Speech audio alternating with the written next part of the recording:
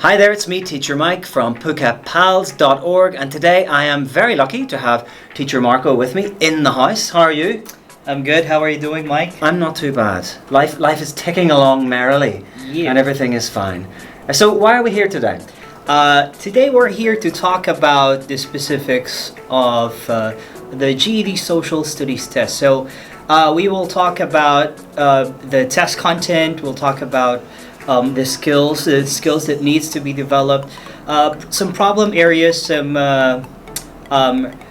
recommended resources, and also how to prepare for the test. Okay, great. Yeah, like internationally, the social studies test is quite feared actually. In North America, the social studies test it's a little bit more manageable. But it's interesting the kind of statistics that come back with North America versus international. International, you've got things like social studies and RLA topping the difficulty lists. Yep. That's because English is a second language over here. But in North America, it's maths, mainly the maths that gives the most issues out there. So yeah, that's it. So we need to sharpen up our language skills here in the East, and in you Yanks out there need to get your math skills sorted out. But we can help you with that. Okay, so the content of the GED Social Studies test, Marco, far away. Well, I mentioned 4 areas. Well, the first one is the Civics and Government. That covers 50% of the test. The U.S. history is covering 20% of the test. Economics and geography in the world are both 15%. So there's nothing to be worried about. You were talking a while back about some people, some test takers, international GED test international test takers are having some problems with RLA and social studies. I think there's nothing to be worried about. Like what you said, we need to sharpen our English and also work on a lot of good resources that we will share to you later on. So there's nothing to be worried about. Okay. So out of the 4 areas, Civics and Government is 50%, isn't it? Mm-hmm. Would you say it's the most difficult part of the social studies test? Yeah, I think so. Because first of all, most of the students who are not based in the U.S. are having problems with this because they're not aware about the government structure of America, and of course there's a lot of technical terms that they're having a problem with. We must take note that the students that we have may have some difficulties with vocabularies, with these new technical vocabularies. But what we should do in order to reinforce this is to help them with the tools that we have. So we will talk about the skills that needs to be developed later on and how to do it. And I think with that, Civics and Government should not be a problem. I think for the GED Social Studies test, I think it's invaluable that students keep a keyword dictionary or just a book that contains glossary of terms, because it doesn't matter whether you're going through past paper questions or past exam questions or going through particular textbooks. Doing your practice, there will be words that pop up again and again and again, like federalism or even democracy or direct democracy, representative democracy. And for someone who's never heard these terms before, it can be a bit overwhelming. I know that it's a bit easier for the North American people in North America, and those in Canada, especially in the USA, because they have US civics and government drummed into them from day one. Yeah. Whereas someone from the depths of southern Thailand, there couldn't be anything more alien than learning about where federalism came from. Talk about being it's kind of culturally unrelated in many ways, but I think definitely worth learning. It's many people have said to me before, I don't know anything about US history, so therefore I can't do the social studies test. these are common questions that I think as so-called experts in the field we can dispel the myth, because you don't actually have to know, you don't have to remember all the information, do you? No, actually. Well, it's good that you mentioned a while back about glossary and all of those things, practices, because in this generation, people are so used to, our young students are so used to just Googling if they don't know anything, if they're unfamiliar about this particular vocabulary, they just Google it. And the tendency is they forget the term later on. It's good to keep some glossary of this vocabulary collection that you are encountering. And your question a while back, the last question you mentioned? Yeah, do students have to remember, like for example with US history, do they have to remember a carbon copy of what happened? Okay, yes. Or well, how does it work? Yeah. Well, for me, coming from me, who was Asian, and I didn't grow up in the States, in America, but the skill that needs to be developed to the students is the love for reading and having all of these materials exposed to them. If they are exposed to these materials, we can have an approach on US history as just reading a simple storybook. If we see the US history as simple as simple as, simple storybooks that we have learned when we were young, I think it shouldn't be a problem. The U.S. history is not that complicated, and it's not only I was mentioning about reading.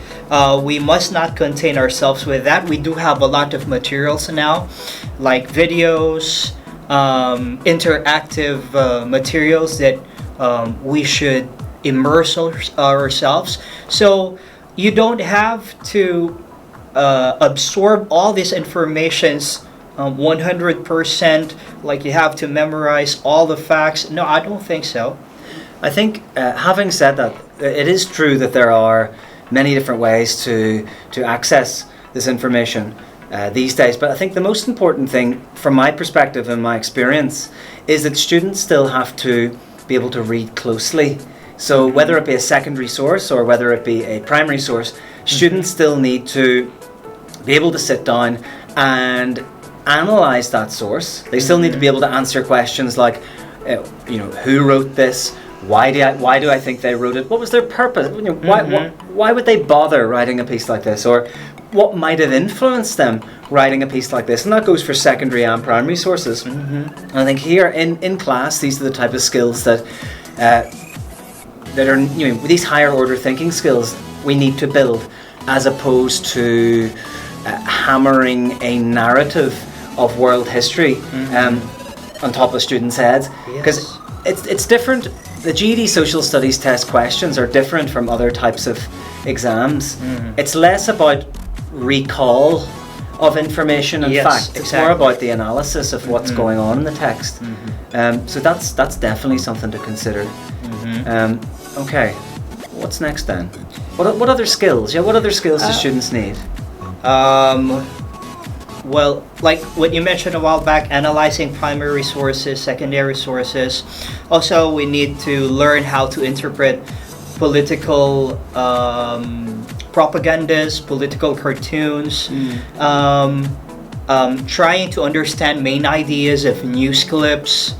All of these things, we should learn how to infer the meaning within the statements, because we do have, like what you mentioned, primary sources.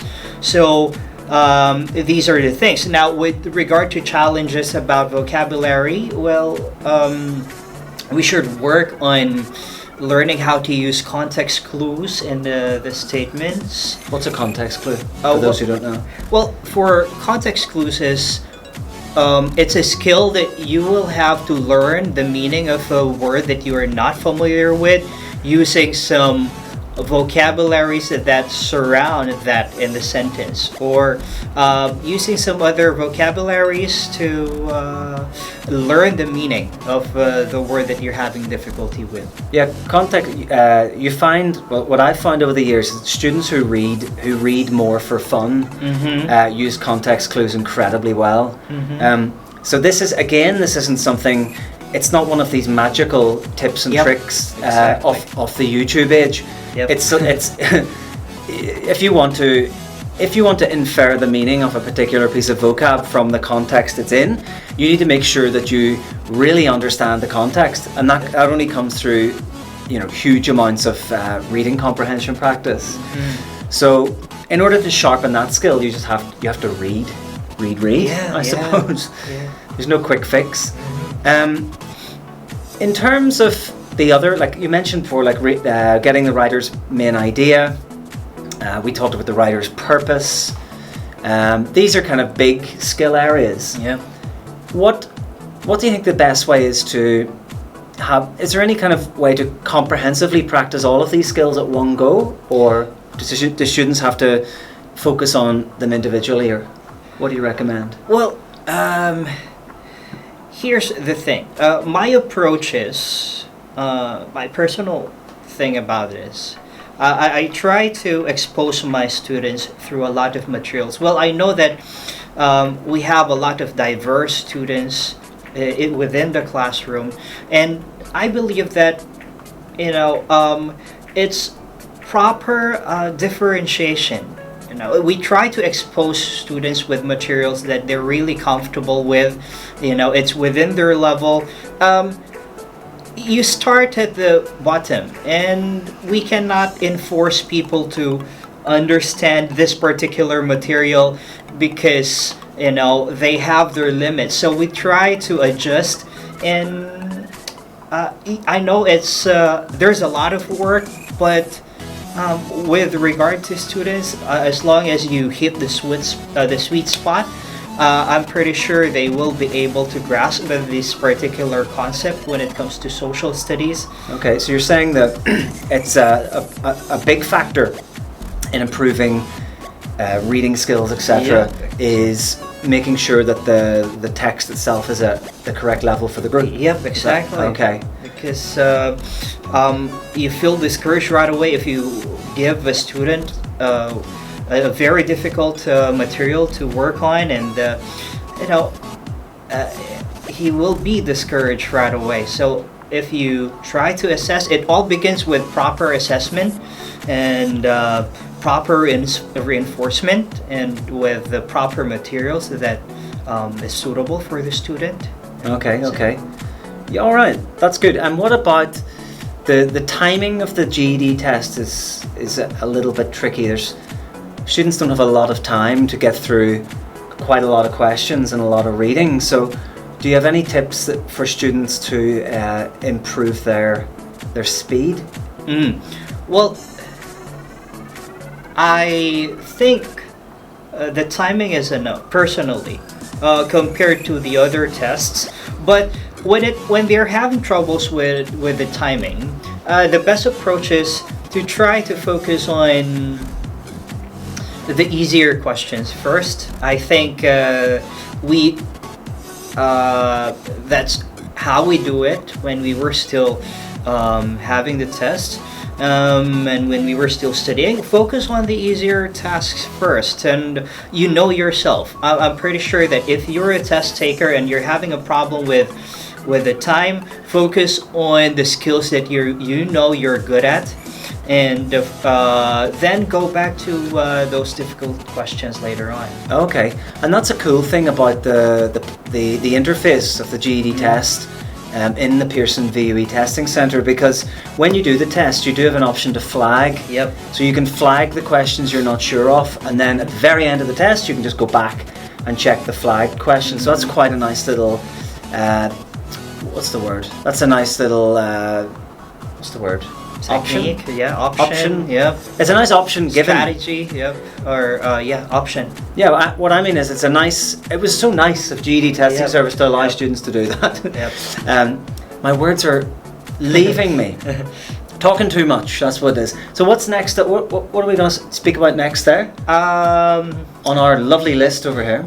How about resources? Okay. There's a lot now these days. If you try to Google GED Social Studies, it will give you a lot, right? But like what I said, materials are essential. If you don't have the proper material or resources, you will be confused. You will be discouraged at some point. So, for me, from my experience, I find the test preparation materials really helpful from McGraw-Hill. They're really helpful. Maybe you can start with that. It's really precise, and then later on, expose yourself to a lot of reading materials. I'm really working with a McGraw-Hill book today that I'm using. It's really interactive. I'm using, because students these days, they're really if you present a very thick book to them, nah. But I try to be more interactive with my students. I try to prepare materials head on from my resources from McGraw-Hill, and then I try to prepare their notes, make some activities, and there's a cool website that we'll try to share it to you later on. It's a McGraw-Hill resource website, and it focuses on all the concepts, the 4 areas of the social studies. Okay, test. This is not the first video we've mentioned McGraw-Hill. So, if McGraw-Hill are watching, we need we're on commission soon. Yep. that's a lot of publicity already you've got. So, send us a message if you will.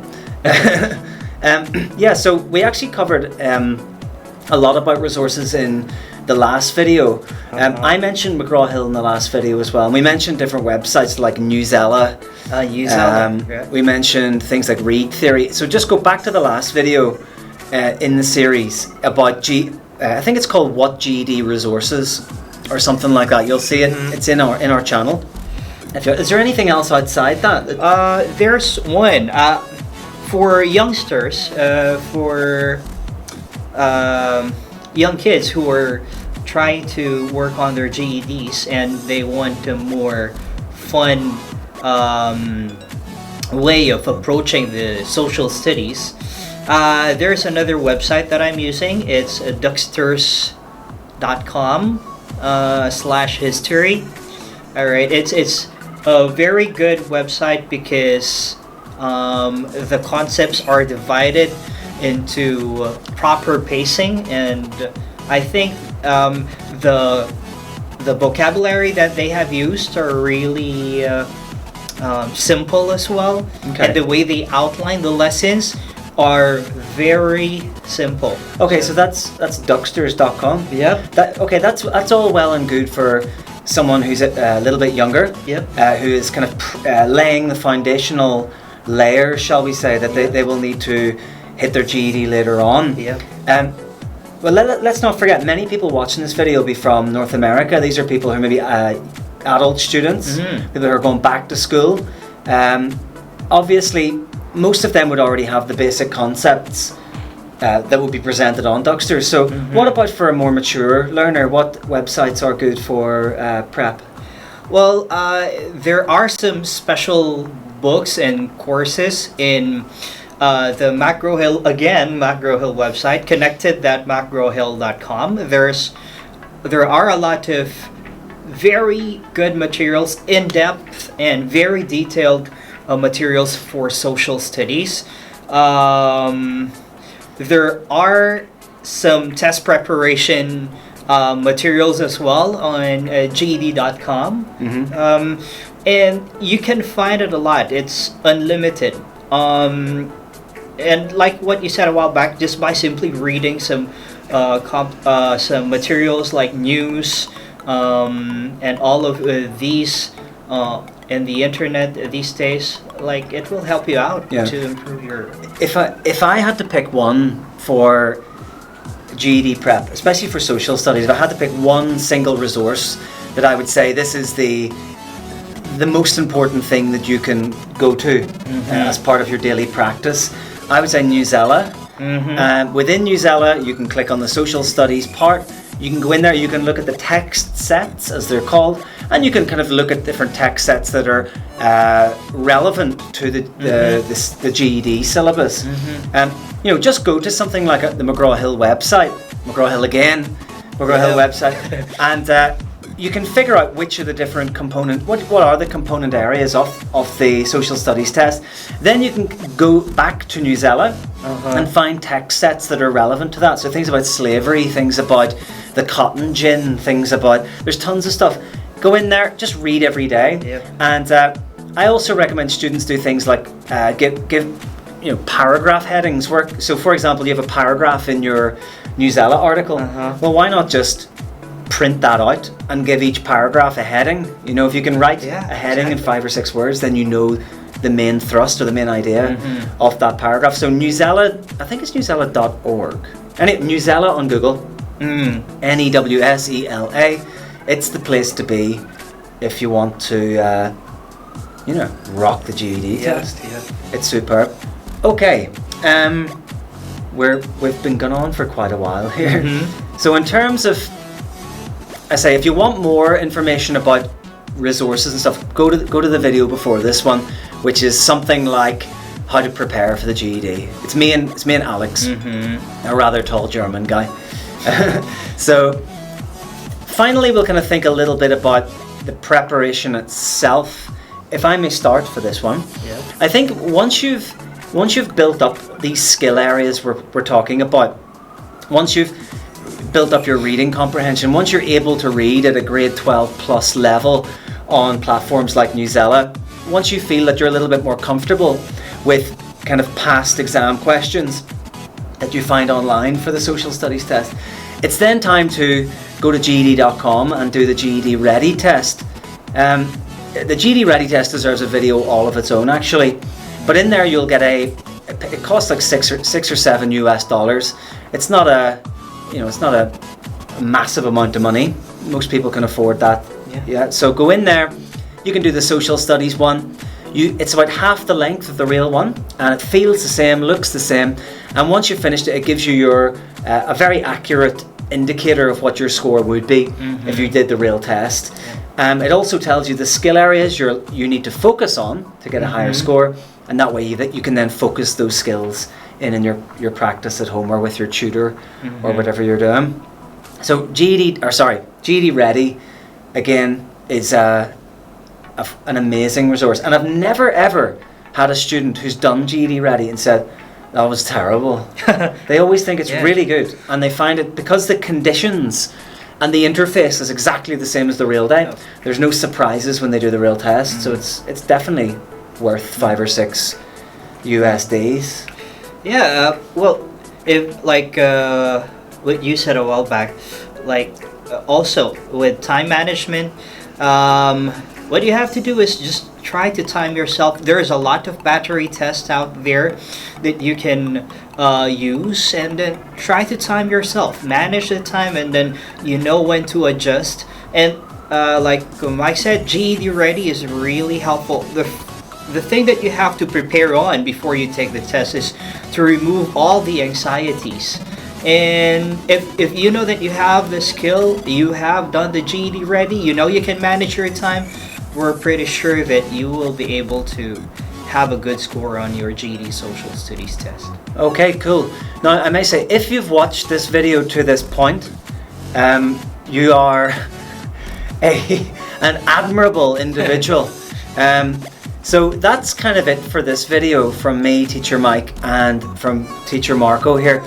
If you found any of this epic chat useful, please subscribe on the YouTube page and click the little bell, and then you'll get a kind of steady flow of our videos to your YouTube account, I suppose. And if you have any questions, you can leave them in the comments below. But have a good day and take it easy. Bye-bye. Bye.